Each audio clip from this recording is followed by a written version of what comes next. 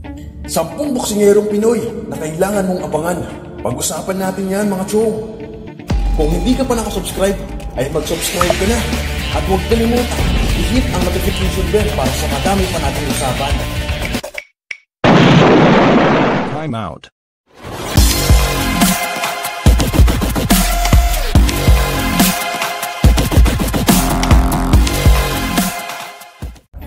Sa larangan nga ng boxing mga chong, hindi magpapahuli ang mga Pinoy.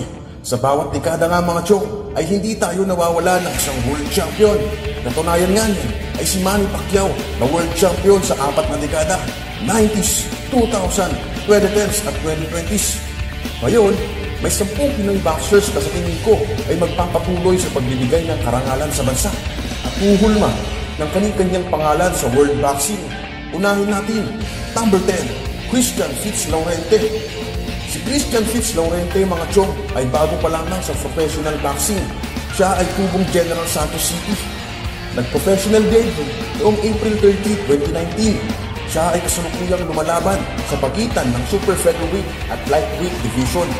Siya ay may listed height na 5'7.5". Sa ngayon, siya ay 20 anyos pa lamang. Siya ay may boxing record na 5 wins at 3 knockouts, walang talo. Bagaman baguhan, ay masabing malaki ang potensyal ni Christian Fitz Laurente mga chong dahil maganda ang kanyang amateur background. Minsan niyang narepresenta ang bansa sa AIBA Youth World Boxing Championships, sa Asia Junior Boxing Championships, Children of Asia International Games, Asia Youth Boxing Championships, at isa rin siyang manlalaro sa palarong pambansa. Noong 2016, siya ay hinirang bilang Best Junior Boxer in Asia. Mga chong, uulitin ko, siya ay 20 years old pa lamang, 5'7" ang height, at lumalaban sa pagitan ng super featherweight 130 pounds at lightweight 135 pounds. Tingin nyo, may maipantatapat na ba tayo kay Ryan Garcia sa lightweight division? Just comment below mga chong.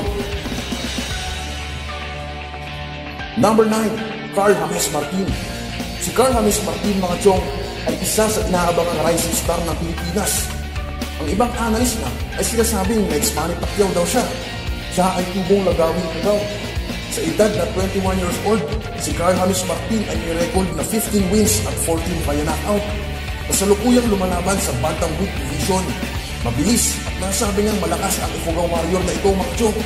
Ilang laban pa ay tiyak na maaari na itong lumaban sa World Championships. Number 8, Yumir Marshall. Si Yumir Marshall mga chong ay tubong sa Buanga City. Marami ay kilala niya siya mga chong dahil itong mga nakarang buwan ay pinag-uusapan ang pagtungtong niya sa professional boxing. Si Yumir Marshall mga chong ay lumalaban sa amateur sa ilalim ng middleweight division. Siya ay may taas na 5'8" at 24 years old pa lamang. Madami na ang amateur fight ang nilalabanan nito mga chong dahil sa miyembro siya ng Philippine team. Siya ay nakapag-uwi na ng bronze, silver at gold medal sa iba-ibang regional, Asian at World Amateur Tournament. Siya ay nag-qualify sa 2021 Olympics na gaganapin sa Tokyo, Japan.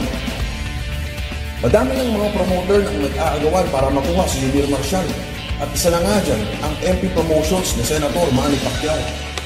Bibihira mga chong ang isang middleweight boxer na Pinoy. Kung sakali, magandang laban kaya ang Philippine middleweight king, Yumir Marshall versus King of Middleweights, Saul Canelo Alvarez. Ano sa tingin nyo? Just comment below. Number 7, Michael Dasmariñas. Si Michael Dasmariñas mga chong ay bantamweight fighter at kasalukuyang number 1 contender sa IBF bantamweight belt na hawak ngayon ni Naoya Inoue. Siya ay 27 years old pa lamang. May kartada, 30 wins, 20 knockouts at 2 talo. Si Michael Dasmariñas mga chong ay isang southpaw o kaliwete. May taas na 5'7". Tingin ko ay kung sakaling hindi magbunga ang bantamweight division para sa kanya, ay pwedeng umangat ito ng timbang. Kung sakasakali kasi, ay maaari niya makaharap ang mga kapwa Pilipino sa bantamweight division. Bata pa naman si Dasmariñas at malakas din. Konting exposure pa ay naniniwala akong gagawa ng pangalan ng ating pambato. Magic Mike Plania. Maubong nga ngayon ang pangalang Magic Mike Plania dahil sa pagkakapanalo nito kontra kay Joshua Greer Jr. Dinumi na nga ni Magic Mike si Greer sa kanilang catch weight 120 pounds fight kung saan nga ay pinatumba ni Magic Mike si Greer sa round 1 at round 6 gamit ang kanyang flashing left hook.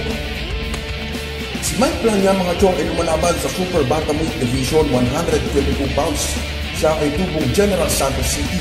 Sa ngayon, siya ay may record na 24 victories, 12 via knockout at isang talo. Siya ay 23 years old pa lamang mga chong. Sa laban nga ni Magic Mike kontra kay Greer ay talaga namang maraming nagulat dahil talagang lemado si Greer sa laban. Easy fight sabi nga ng ilan. Pero sa pagbagsak ni Greer ay talaga namang madaming natulala at naulit pa nga ito sa 6th round. Malayo pa ang mararating ni Magic Mike. Bagaman nanalo ay aminado naman si Plania na napagod sa huling bahagi ng laban.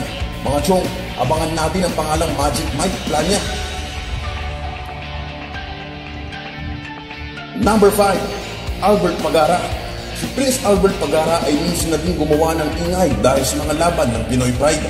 Siya ay 26 years old na at kasalukuyang lumalaban sa Super Bantamweight Division. Siya ay may record na 30 wins at 21 knockouts at isang talo. Ang isang talo na ito mga chong ay galing sa Meksikano si Cesar Juarez. Bagaman natalo, ay lumaban pa din si Pagara at nakakuha ng 4 na sunod-sunod na panalo. Tingin ko ay madami pang balas si Prince Albert Pagara. Kailangan lang ng madami at di kaladag na mga laban para maging world champion. Number 4, Raymond Gaballo. Si Raymond the Assassin Gaballo mga chong ay isang bantamweight fighter at kasalukuyang number 1 contender sa WBA belt ni Naoya Inoue. Nananatiling walang talo si Gaballo mga chong. May record na 23 wins at 20 knockouts. Sa mga laban nga ni Gaballo mga chong ay makikita ang malalakas na body shots na talagang may masamang balak sa kalaban. Napakalakas ng fighter na ito mga chong. Tingin ko ay ilang laban pa at handa na si Gaballo sa isang world title fight. Inoue versus Gaballo, Regundo versus Gaballo. Ano sa tingin nyo? Just comment below. Number 3, Mark Magsayo. Mark Magnifico Magsayo, ang isa sa pinaka-exciting na fighter ng Pinas. Mabilis, malakas at matalinong fighter. Siya ay kasalukuyang nasa Featherweight Division.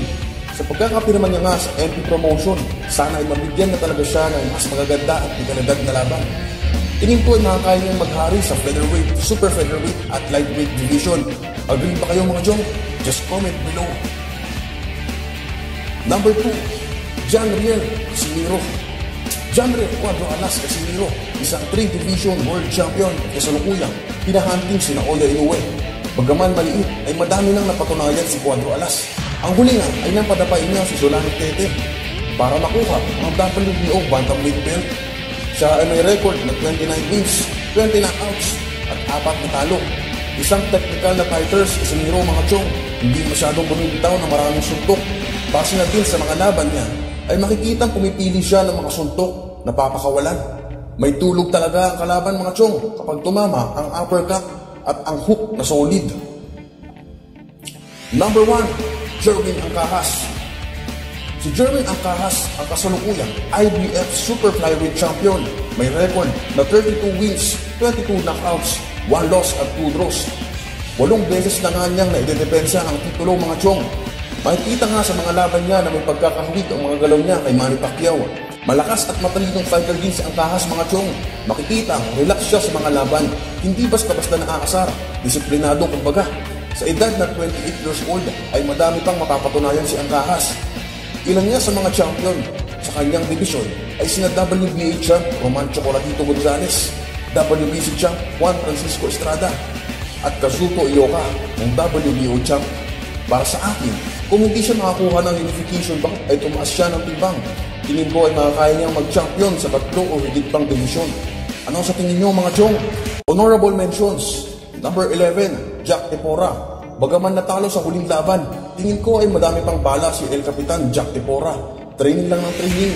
Siya ay may record na 23 wins, 17 knockouts at isang talo at kasalukuyang nasa Featherweight Division. Number 12, J.R. Raquel. 12 wins, 9 knockouts, isang talo. Yan ang record ni J.R. Raquel. Lumalaban sa Flyweight Division. Bagaman natalo sa title fight, ay nanitiwala pa din ako na madami pang mapapatunayan si J.R. Raquel na 23 years old pa lamang. Jade Bornea. Si Jade Bornea ay dating miyembro ng Philippine team. Minsan nag-uwi ng bronze medal sa IBA Youth Championships noong 2012. Siya ay kasalukuyang lumalaban sa light flyweight division. May record na 15 wins at 10 knockouts, undefeated. Number 14, Marlon Tapales. Kasalukuyang lumalaban sa bantamweight division.